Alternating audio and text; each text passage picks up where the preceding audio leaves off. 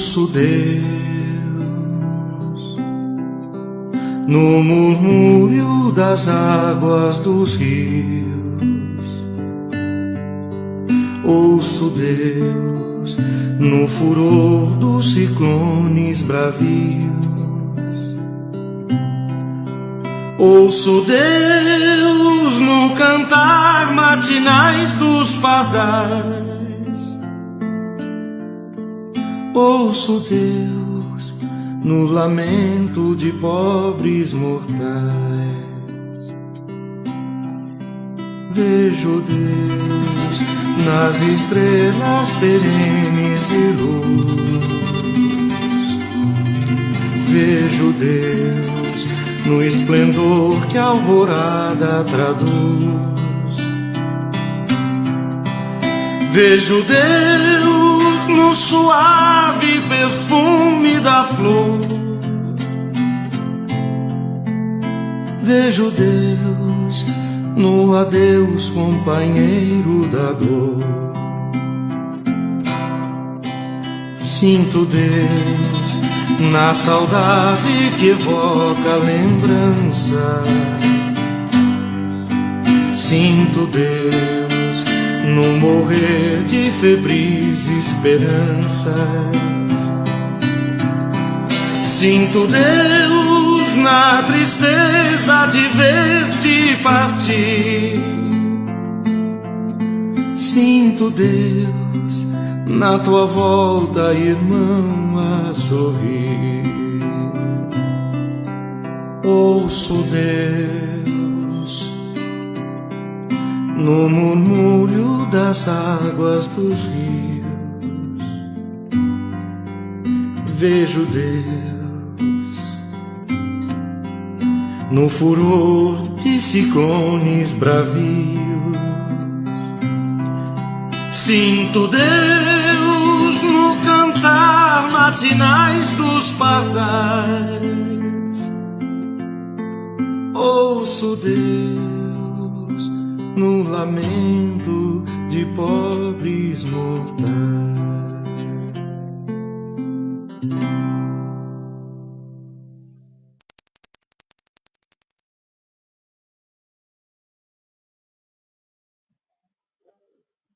Muito boa noite a todos, sejam todos muito bem-vindos, tudo bem com vocês? Que a paz do Mestre Jesus esteja em nossos corações. Obrigado pela presença, obrigado pelo carinho. Mais uma terça-feira aqui, de estudos do Evangelho de Jesus, esse Evangelho maravilhoso. Então, para aqueles que ainda não me conhecem, meu nome é Paulo. Eu sou um trabalhador voluntário da Fraternidade Espírita Paulo de Tarso de Mauá, e é uma grande alegria estar aqui com vocês, dividindo esse momento mágico, esse momento único de estudos do Evangelho de Jesus. Então, eu rogo a Deus, rogo a Jesus que me faça um instrumento desse trabalho, que as minhas palavras possam estar levando a todos o conforto e o entendimento, e que o Evangelho de hoje possa brotar em nossos corações e assim dar bons frutos, não é verdade?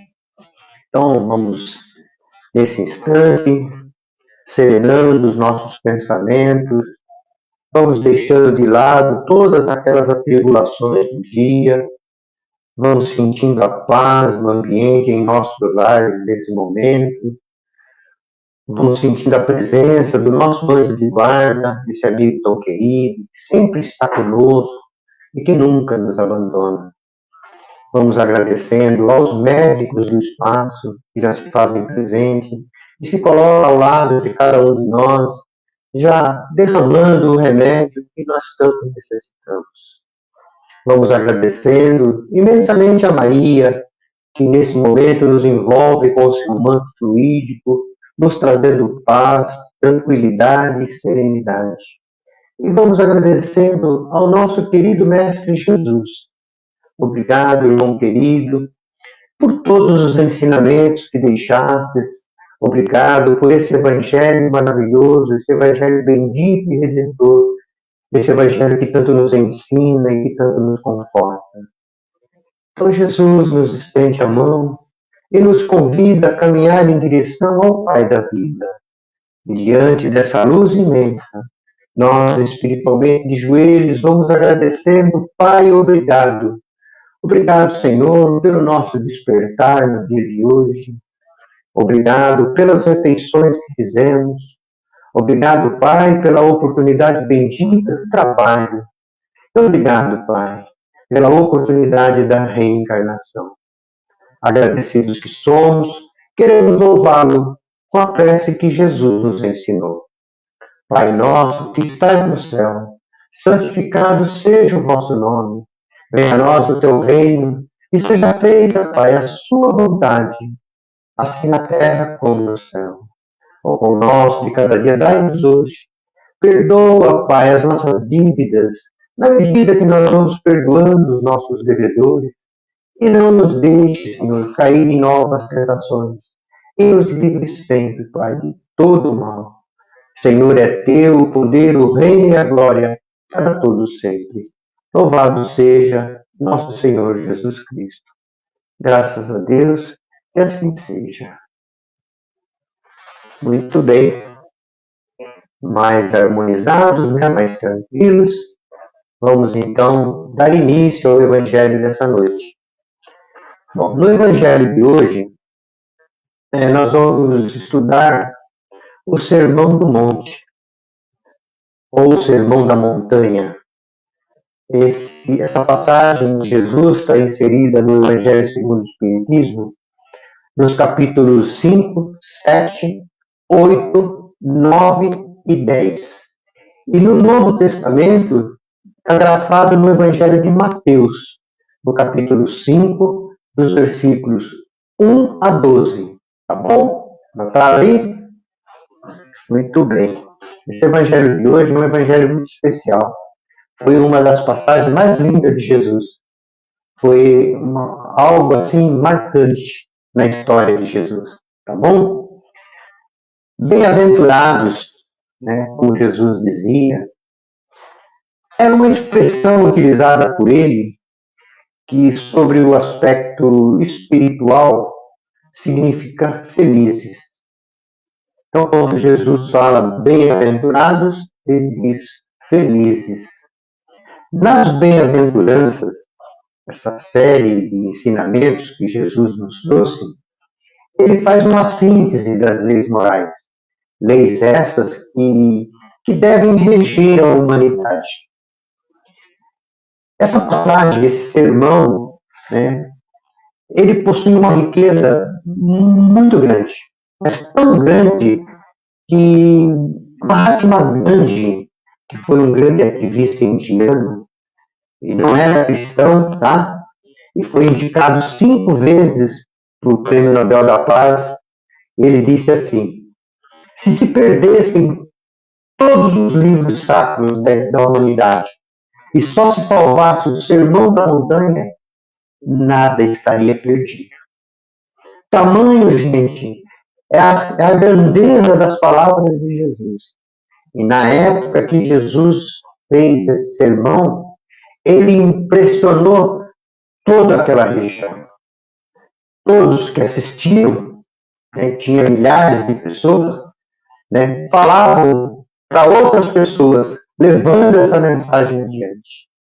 O Sermão da Montanha, ele começa com as bem-aventuranças, que são ensinamentos trazidos por Jesus e que é uma síntese dos passos de iniciação cristã, permitindo assim que o processo da evolução do espírito tenha assim uma grande jornada terrena, uma jornada de paz, tranquilidade, de confiança, tá?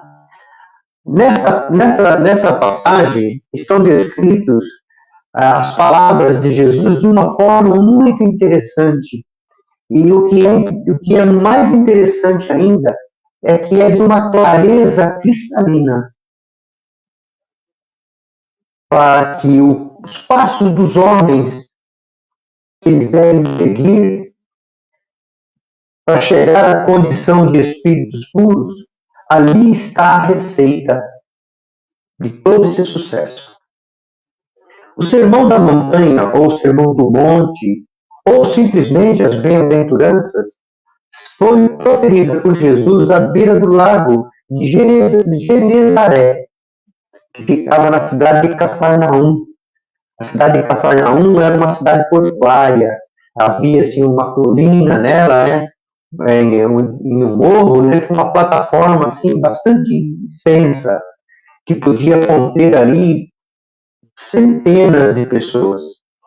E sabendo o povo que naquela tarde Jesus ia pregar naquele monte, para lá se dirigiu muita gente, mas muita gente mesmo. Tanto pessoas da cidade de Cafarnaum, como das redondezas.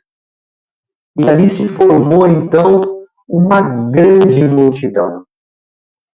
A literatura ela não fala quantas pessoas estavam ali, mas fala de uma multidão de pessoas. Estima-se que milhares de pessoas estavam presentes nesse sermão. E é interessante a gente ressaltar, vocês imaginam, Jesus no alto de um morro, né? E milhares de pessoas à sua frente. Então é interessante a gente analisar que naquela época não tinha microfone, não tinha caixas acústicas para que pudesse propagar a palavra de Jesus. A voz de Jesus ia até atingir aquele último cidadão que estava lá naquele local. No entanto, a voz de Jesus propagava em toda aquela plataforma, de modo que todos pudessem ouvir. Olha que Jesus estava com Deus nesse momento. Aliás, Jesus sempre está com Deus. Mas nesse momento foi glorioso.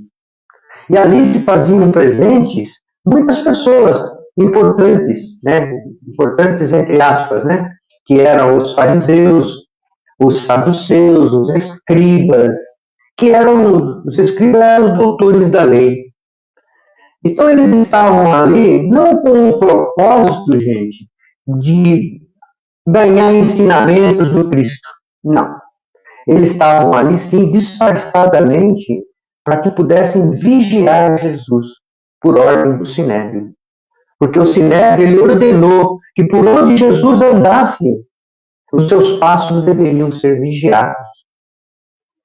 Vamos então conhecer um pouquinho desses personagens que eu estou falando. O que era o Sinédrio? Era uma associação de juízes judeus que constituía uma corte e o legislativo do Supremo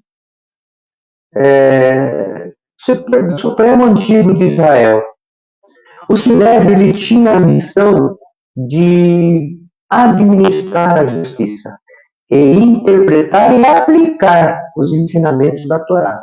Essa era a função dele. E quem eram então os fariseus?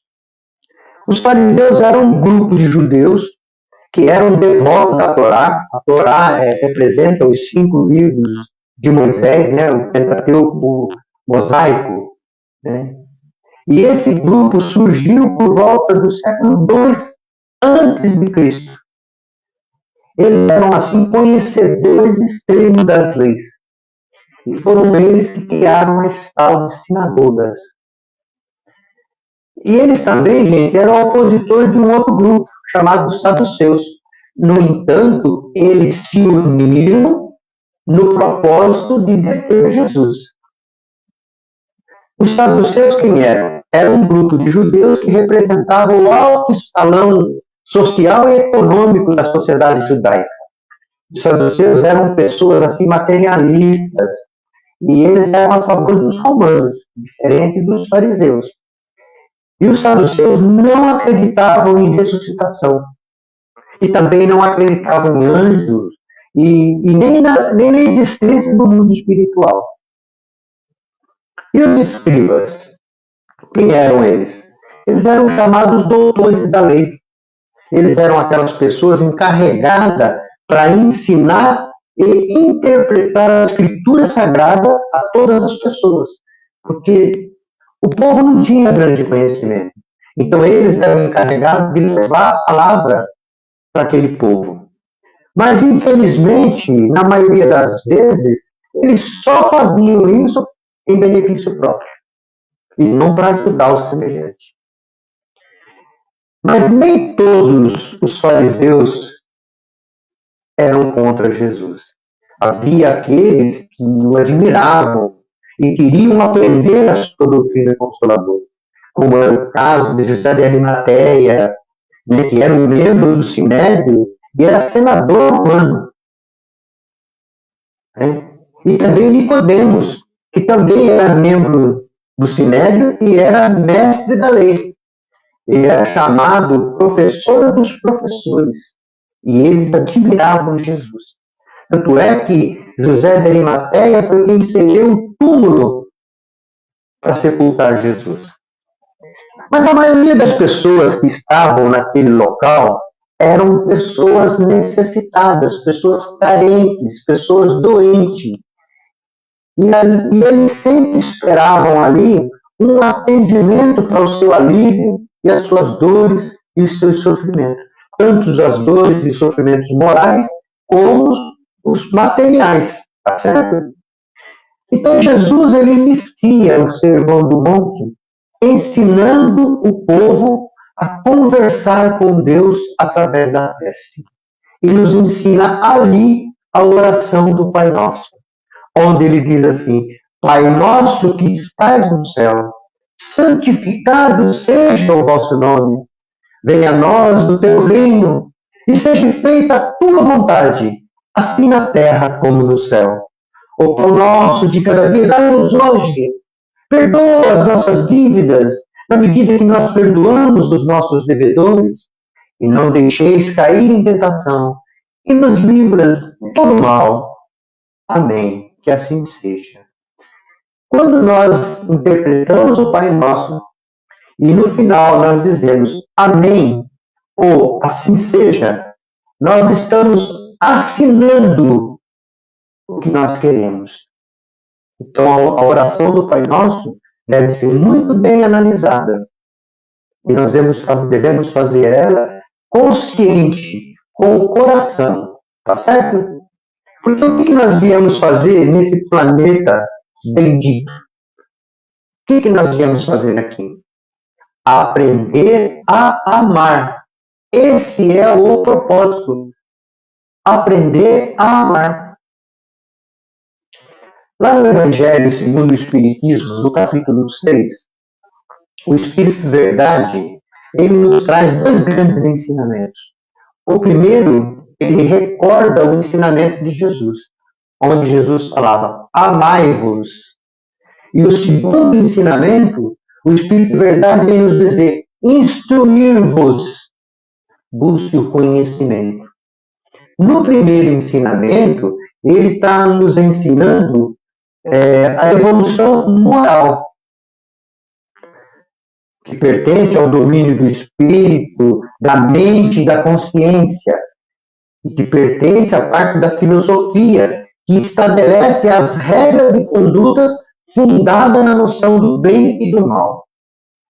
Já o segundo ensinamento, ele nos fala da evolução intelectual, tá? Que é relativa à inteligência, se dá com o avanço da ciência e tecnologia, diz respeito ao progresso material, que é muito importante. Então, nós precisamos desenvolver simultaneamente a evolução moral e a evolução intelectual. Porque não adianta nada, gente, eu ser uma pessoa intelectual e se eu não tenho moral para aplicar esses conhecimentos. Não é verdade?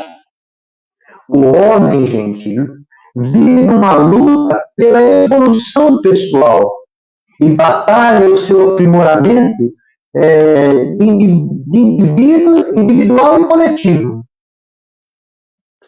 Nós sabemos que estamos aqui na Terra num processo de aperfeiçoamento.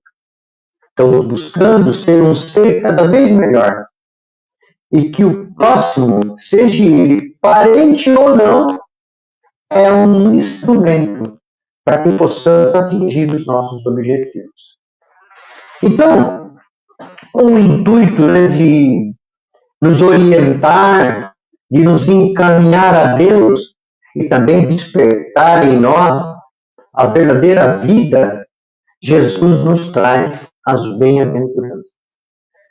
E Jesus, então, vendo aquela multidão, né, subiu ao monte, sentaram-se os seus discípulos, e ele abriu a boca e ensinava assim, dizendo: Bem-aventurado os pobres em espírito, porque deles é o reino dos céus.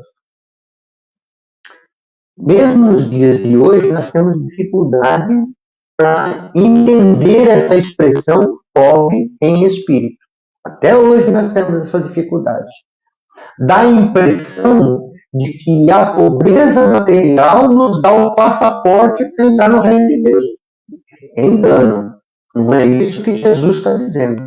Jesus não se referia ali aos pobres em bens materiais. Ele se referia aos ricos em virtudes. Jesus não entende, minha gente, como pobre em espírito, aquela pessoa desprovida de inteligência ou de coisas materiais, mas sim os humildes e os simples. O ensinamento do Divino Mestre refere-se àquelas almas simples e singelas, aquelas almas despidas do espírito de ambição, de inveja, de ganância, de egoísmo e de orgulho. Continua as bem-aventuranças. Bem-aventurados os aflitos e os que choram, porque eles serão consolados. Então dizia assim Jesus, né? Felizes serão os que se encontram em aflição. Felizes os que choram, porque serão consolados. É difícil de entender como uma pessoa que sofre, né, possa ser feliz, não é verdade? Jesus falou essa frase aqui há mais de 2000 anos atrás. E é como se Jesus estivesse falando para nós agora. Que quem de nós hoje não tem aflição? Não é verdade? Então Jesus, quando ele traz essa bem-aventurança, ele nos remete ao futuro. Ele nos fala que a verdadeira felicidade não está aqui, e sim no futuro. Mas que nós devemos construí-la agora, mudando os nossos atos, nossos pensamentos. E ele nos ensina que o presente é expiação e provas. E que devemos passar por essa etapa com resignação e sem lamentações. E por isso é que ele nos ensina a ser forte, nos ensina a ser perseverantes, perseverantes em nossas lutas contra as nossas dores, contra as nossas dificuldades, contra as nossas aflições. É isso que Jesus, ele nos remete para o futuro, mas ele pede para nós nos prepararmos agora. Agora é a hora da mudança. Continua assim Jesus. Bem-aventurados os mansos, porque eles herdarão a terra. Bem-aventurados os mansos, mansos, pacíficos. Nesta bem-aventurança, Jesus nos faz uma promessa. Aliás, ele nos oferece uma recompensa. Nos fala Jesus que os que são mansos hoje, os que são brando hoje e os que são pacíficos hoje herdarão a terra prometida. Esses serão os que herdarão a terra que está por vir, a terra no futuro. E ele nos fala, minha gente, que essas virtudes, a mansidão, a afabilidade, a brandura, é o passaporte para um mundo regenerador, que é um mundo sem violência. Mas para isso nós precisamos trabalhar dentro de nós para conseguir essa conquista. Continua Jesus. Bem-aventurados os que têm fome e sede de justiça, porque serão saciados. Esse versículo é interessante. Ele é desafiador. Ele conclama a todos nós a pensar e refletir sobre a justiça. E quando nós debruçamos sobre a justiça, nós somos convidados a refletir sobre as injustiças. A injustiça é difícil de ser definida, muito difícil, mas ela é muito fácil de ser experimentada. Então nós precisamos compreender essa fala de Jesus, para que ela possa trazer o conforto e o significado em nosso meio. Jesus, quando ele fala das aflições, ele dizia para buscar o reino de Deus e a sua justiça em primeiro lugar, e que as demais coisas seriam dadas. Então vamos continuar. Bem-aventurados misericordiosos, porque esses encontrarão a misericórdia. Então disse assim Deus a Moisés: amarás o Senhor teu Deus de todo o teu coração, de toda a sua alma e com toda a sua mente. E Jesus nos diz: esse é o primeiro grande mandamento. Eis o segundo, que é semelhante a este: amarás ao teu próximo como a ti mesmo. Se nós, gente, conseguirmos praticar esses dois mandamentos, estaremos aptos a perdoar e estaremos aptos a receber o perdão. Disse assim Jesus: bem-aventurados misericordiosos, porque eles obterão a misericórdia. Toda pessoa, gente, que detém a misericórdia, dispõe de um subproduto chamado perdão. E o perdão, meus irmãos e minhas irmãs, é um ato de amor. Tem uma poesia de Casimiro Cunha, que foi psicografada pelo Chico Xavier, ela nos fala assim: quem perdoa abre o caminho da vitória contra o mal, conquistando desde a terra a glória espiritual. Muito bom, né, gente? Então continua as bem-aventuranças. Bem-aventurados que têm puro o coração, porque verão a Deus. O que é ser puro de coração? Ser puro de coração, minha gente, é estar com o coração limpo de orgulho, de egoísmo, de maledicência, de inveja e de todos esses defeitos, que são as maiores chagas da humanidade. Disse assim Jesus: bem-aventurados que têm puro coração, porque verão a Deus. Ver a Deus como Jesus se referia não está nos olhos físicos, de maneira alguma. Está sim no olhar do Espírito, no olhar da mente, no olhar do coração. Jesus nos ensina que para ver Deus, o coração tem que estar limpo. E ele nos ensina que a grande necessidade da pureza do coração. A gente não está falando, gente, do coração físico, tá? E ele nos fala que sem a humildade e a simplicidade não é possível entrar no reino de Deus. Não é possível. João, lá em Apocalipse, o evangelista, ele nos diz assim: só os que conseguem desenvolver a visão espiritual neste mundo terão o privilégio de ver a Deus no mundo vindouro. Então é tudo construção. Então nós temos que trabalhar agora para poder começar a enxergar a Deus. Quanto mais perto do Pai eu estou, mais fácil será de eu ver Deus. Tá certo? Continua as bem-aventuranças.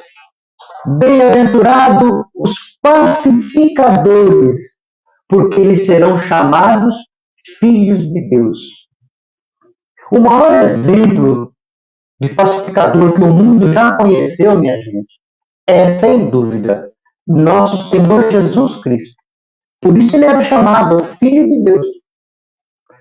Na terceira bem-aventurança, que nós já estudamos agora há pouco, Jesus vem nos dizer que bem-aventurados são os mansos e os pacíficos, porque eles herdarão a terra. Nessa bem-aventurança de hoje, que é a sétima bem-aventurança, Jesus diz: Bem-aventurados os pacificadores, porque serão chamados filhos de Deus. Então Jesus nos fala que, primeiro, eu preciso me tornar manso, me tornar pacífico, e com isso herdar a terra prometida. Então ele nos ensina que não basta eu ser manso e ser pacífico. Eu preciso de algo mais. Ele nos fala da necessidade da evolução do homem. A violência, minha gente, é uma decisão pessoal. Uma paz também é uma decisão pessoal. Então somos nós que escolhemos. O espírito Emmanuel, o Emmanuel foi o orientador espiritual do Chico Xavier, lá no livro Fonte Viva, que é uma maravilha de livro, lá na lição 136, ele nos fala assim: a paz é decorrente da quitação de consciência para com a vida. Vejam só, gente. A paz é a quitação da consciência perante a vida. Então nós temos que estar limpos de consciência. Continua então as bem-aventuranças. Bem-aventurados os que sofrem perseguição por causa da justiça, porque deles é o reino de Deus. Lá no Evangelho de João, vou recorrer a ele de novo, lá no capítulo 16, versículos 32 e 33, Jesus ele nos afirma: no mundo tereis provações, e sereis perseguidos por divulgarem a boa nova. Então, não importa a perseguição que se sofre, aquele que coloca ela em prática, coloca os ensinamentos de Jesus em prática, alcançará, sem dúvida, o reino de Deus. Continuando as bem-aventuranças. Bem-aventurados sois vós, quando vos injuriarem, perseguirem e mentirem, dizendo todo mal contra mim, por minha causa. Bem-aventurados sereis quando vos caluniarem, vos perseguirem, e disserem falsamente todo mal contra vós por minha causa. Alegrai-vos, disse ele, porque será grande a vossa recompensa do céu. Pois assim também, minha gente, os profetas foram perseguidos, os que vieram antes de nós. Mas Jesus fala: tenhais bom ânimo, eu venci o mundo. E nessas bem-aventuranças, Jesus nos diz: vós sois o sal da terra. Vocês, então, notem que Jesus está falando que nós podemos dar sabor à vida das outras pessoas. Ele fala: vós sois a luz do mundo. Então nós podemos gerar uma luz capaz de ajudar o nosso semelhante. Disse assim Jesus: ninguém acende uma candeia para colocar embaixo do alqueire ou embaixo do balde, mas sim no velador, e assim iluminar todos que estão na casa. E assim resplandecer a vossa luz diante dos homens, para que vejam as boas obras e glorifiquem ao Pai que está no céu. Continua Jesus: não penseis que eu vim destruir a lei dos profetas. Eu não vim destruí-las, eu vim cumpri-las. Ouvistes o que foi dito aos antigos: não matarás, e quem matar será réu de juízo. Eu, porém, vos digo que todo aquele que se encolerizar com o seu irmão será réu de juízo.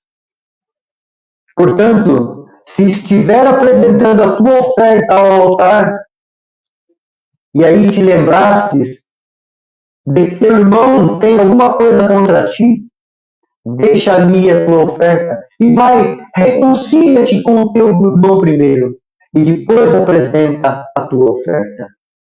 Concilia-te depressa com o teu adversário, enquanto estás a caminho com ele.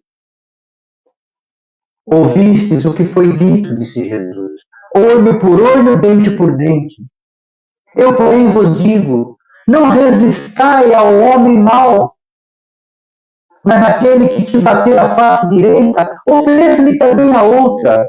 Ou seja, pague o mal como o bem. Jesus disse: eu, porém, vos digo, amai os vossos inimigos, orai por aqueles que vos perseguem. Sede vós, pois, perfeito, como perfeito é vosso Pai Celestial.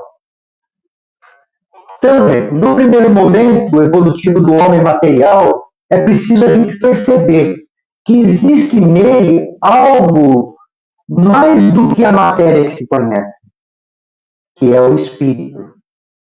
E que existe um mundo que não é matéria, e ao qual não se conhece nesse instante. Mas nesse instante inicia-se a evolução espiritual. Todas as bem-aventuranças, nós já falamos hoje, Jesus as coloca no futuro.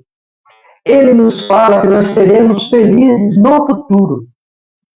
Jesus nos fala, né, nessas bem-aventuranças da construção da nossa felicidade.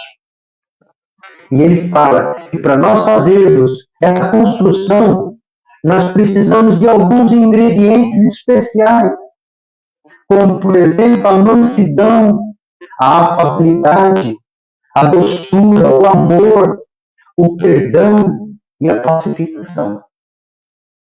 E Jesus sabia e sabe que nós ainda estamos carentes desses ingredientes preciosos, né? Por isso ele nos ensina a necessidade da transformação dentro de nós, a necessidade da mudança interior. Consegue compreender, gente? Quanto é grande a fala de Jesus? Francisco Cândido Xavier, ele nos diz assim: no mundo, a fórmula para se encontrar a felicidade com esplendor é uma gota de verdade dentro de 1 litro de amor. E com essa poesia de Chico Xavier, nós vamos encerrar o nosso evangelho de hoje. Vamos agradecendo ao nosso querido Pai, agradecendo a esse mestre maravilhoso que é nosso Senhor Jesus Cristo.